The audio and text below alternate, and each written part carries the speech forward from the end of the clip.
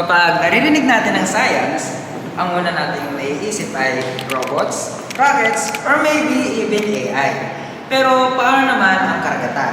Paano naman ang ating kalikasan? Ngayong araw, kilalanin natin ang isang tunay na bayani ng agham, si Dr. Angel C. Alcala, ang siyentistang nagbigay buhay sa dagat at pag-asa sa bayan. Si Angel C. Alcala ay pinanganak noong March 1, 1929 sa Dumaguete, Negros Oriental. Siya ay anak ng isang simpleng mangingisda kaya hindi na nakakapagtaka na malapit sa kanyang puso ang dagat.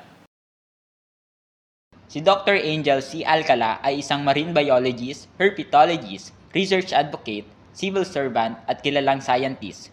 Ngunit noong February 1, 2023 ay pumanaw na siya sa edad na 93. Bilang estudyante naman, siya ay nagsimula sa Silliman University kung saan nagtapos siya ng biology.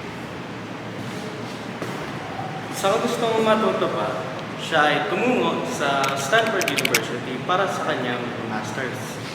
Habang ang kanyang honorary doctorate ay kinuha niya ito sa Xavier University at University of Southeastern Philippines. Isipin niyo, literal na isda to Stanford, mga kaminyero.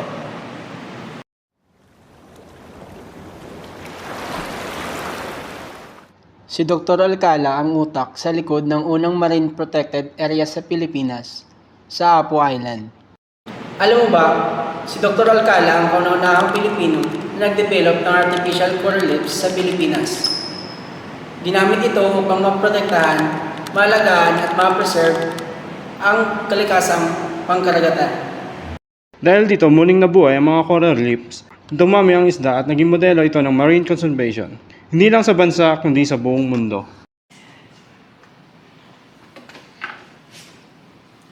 Bilang pagkilala, iginawad sa kanya ang ilang pinakamataas na karangalan, katulad ng Ramon Magsaysay for Public Service noong 1992 at noong 2014 naman, ginawaran siya bilang National Scientist ng Pilipinas.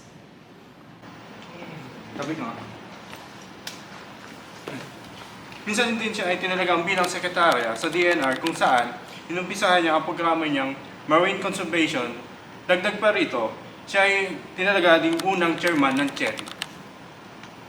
And take note, ang mga marine science publications niya na umaabot sa 80 na bilang ay patungkol sa mga coral reef fish, marine reserves at long-term effects of protection on marine biodiversities.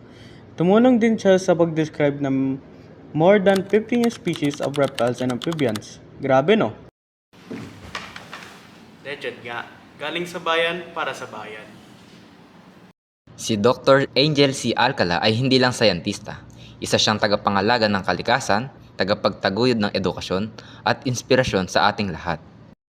Bilang mga future engineers, dapat nating tandaan, ang agham ay hindi lang para sa teknolohiya. Ito rin ay para sa kapaligiran, para sa tao, at para sa ating kinabukasan.